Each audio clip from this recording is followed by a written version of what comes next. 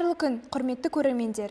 Мен Мұхтарханова Ажар Сериковна, Павлодар қаласы Мұзафар Әлімбаев атындағы жалпы орта білім беру мектебінің 9-шы А сынып оқушысымын. Бүгін мен сіздерге жақсылықтың жыршысы жастар атты жобамды таныстыратын боламын. Жобамның өзектілігі жастардың азаматтық белсенділігін арттыруда, олардың қоғамға пайдасы тиетін бастамалардың атсалысуында. Әрбір жас өзінің кішігірім ісімен үлкен өзгерістер жасай алатынын білуі тиіс. Келесі ол жобамның мақсаты. Жобамның мақсатына тоқтала кетсек, олар жастардың қоғамдық өмірге белсенді қатысуын ынталандыру, еріктілік қызметін дамыту, қайырымдылық мәдениетін қалыптастыру, экологиялық, әлеуметтік және мәдени мәселелерге шешуге атсалысу және көшбасшылық қабілеттерді дамыту, жастардың өзіне деген сенімін арттыру. Келесі ол жобамның міндеттері. Жобамның міндеттері олар мақсатқа сай аталып отырған мәселелерді шешу бойынша қоғамдық және жеке бастамаларды қолдау, еріктілер қозғалысының қызметін қалыптастыру, және де әлеуметтік, экологиялық, рухани адамгершілік және басқа да мәселелерді шешу бойынша іс-шаралар өткізу үшін ұлдар мен қыздарды ұйымдастыру, және тағы да басқалары. Және де осы жобамның негізгі 5 бағыттары бар. Олар еріктілік қозғалысы, қайырымдылық акциялары, экологиялық бастамалар, мәдени мұраны сақтау және де салауатты өмір салты.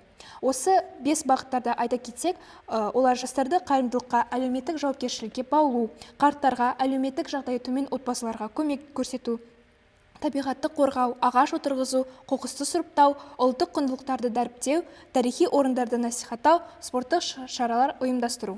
Келесі ол қойылған мақсаттарға жету әдістері. Осы қойылған мақсаттарға жету әдістері үшін жастар арасында ақпараттық түсіндірді жұмыстарын жүргізу керек, еріктілер тобын құру және оларға арнайы дайындық өткізу, әлеуметтік жобаларға қатысу, түрлі акциялар мен іс-шараларды ұйымдастыру, қоғамды бірлестіктер мен мемлекеттік мекемелермен серіктестік орнату керек. Келесі ол осы жобамның мәселесін шешу жолдары. Осыған тоқтала кетсек, біріншісі ол оқушылар арасында еріктілік жайлы дұрыс түсінік орнату. Мектеп қабырғасында волонтерлік ұйым құру, және де түрлі қамқорлық іс-шараларын ұйымдастыру, мектеп психологымен бірге отыра балаларға арналған түрлі семинар тренингтер өткізу, еріктілер ұйымдастырушылық жұмыстың бастапқы дағдыларын үйрету, және де соңғысы маңызды әлеуметтік жобаларды әзірлеу және іске асыру.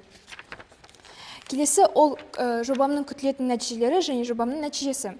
Күтілетін нәтижелерге тоқтала кетсек, олар жастар арасында әлеуметтік жауапкершілік артады, еріктілік мәдениет қалыптасады, экологиялық сананы қалыптастыру арқылы қоршаған ортаға қамқорлық күшейеді. Және де жобамның нәтижесі олар іс-әрекет барысында жауапкершілігі жоғары, бейімделген, дені сау тұлғаны қалыптастыру. Одан кейін балалар мен жасөспірімдерді әлеуметтік маңызы бар іс-шараларға тарту, және де соңғысы балалардың мейірімділік және басқаларға көмектесу идеяларына деген құштарлығын арттыру. Келесі бұл менің Instagram парақшам. Осы жобамның Instagram парақшасында сіздер біздің өткізілген іс-шараларды көре аласыздар. Олар мысалы жақсылық жаса қайырымдылық акциясы, таза мектеп, таза орта экологиялық бастамасы, қарттар күні акциясы және де ұлты мұра мәдени жобасы.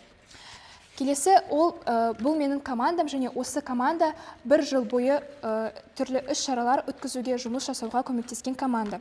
Және де осы команда арқылы жоба мектеп оқушыларының белсенділігін арттырған болады деп айтуға болады. Және де осы жоба арқылы қайырымдылық мәдениет қалыптасты, мектеп ортасы жақсарды және де ұлттық құндылықтарға қызығушылық артты. Біз осы жобамен бір орында қалмай, болашаққа жоспарлар құрып, оларды іске асыруға ынталасамыз. Мысалы, олар еріктілер қозғалысын кеңейту, мектеп ішінде тұрақты экологиялық шараларды өткізу, жаңа қайырымдылық бастамаларды іске қосу және де мектеп оқушылар арасында әлеуметтік стартаптар ұйымдастыру. Келесі осы жобамды қорытындылай келе, біз бұл жоба жастардың әлеуетін ашуға, оларды қоғамға пайдалы әрекеттер болуға бағытталған маңызды қадам. Біздің әрқайсымыз өз бастамамызбен үлкен өзгерістер жасай аламыз. Егер біз бірігіп игі істер атқарсақ, қоғамымыз әлде қайда мейірімді, ынтымақты және дамыған болмақ. Мен сіздерді өз отанымызды сүюге, қоғамға игілі үшін жұмыс істеуге және әрбір игі істі шын жүректен жасауға шақырамын. Бірге жақсылық жасайық. Назарларыңызға рахмет.